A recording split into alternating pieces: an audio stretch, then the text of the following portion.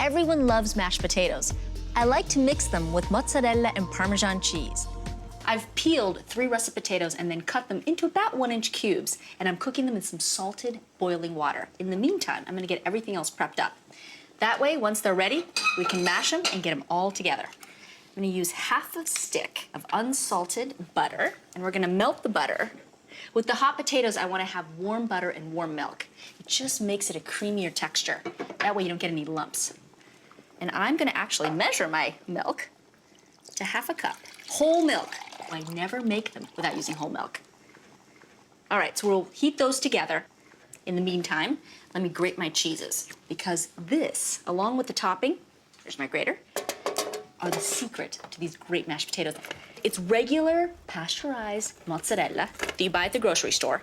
And the reason I'm using it, because it melts beautifully and it makes for a really creamy texture in the mashed potatoes in every single bite.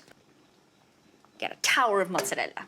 Now I've got to grate my Parmesan. Of course, I need to have Parmigiano Reggiano. That little bit of saltiness, crumbly, buttery, salty flavor works perfectly with the mozzarella. All right, about a half a cup of Parmesan cheese, the good stuff, Parmigiano Reggiano. And we're gonna use most of it in the filling with the mashed potatoes, but I'm gonna leave a little bit aside and use it with the breadcrumbs, just for a nice cheesy topping. There we go. Okay. So we got mozzarella on one side, Parmesan on the other. I want to take out just a few tablespoons here of breadcrumbs. And I'm using store-bought dried breadcrumbs because they're so flaky and dry and just the perfect consistency to get a nice crunch on the top of the mashed potatoes, which, by the way, is my favorite. Time to mash the potatoes. See how easily they mash when you cut them up into cubes? Just like that. You could use a fancy, potato masher, but why not just use a plain old fork? Just mash all of the pieces. Okay, ready for the melted butter and milk. Okay, there we go. We're also gonna add salt. And we're gonna put a little bit of black pepper. And mix it all together. They're all mashed.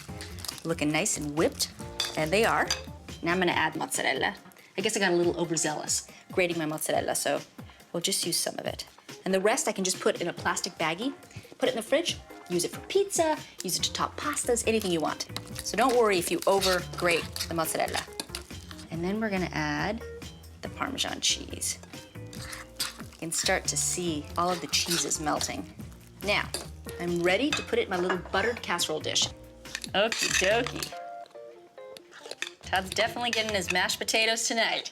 Okay, some breadcrumbs, and I'm gonna add Parmesan cheese. Just mix it up.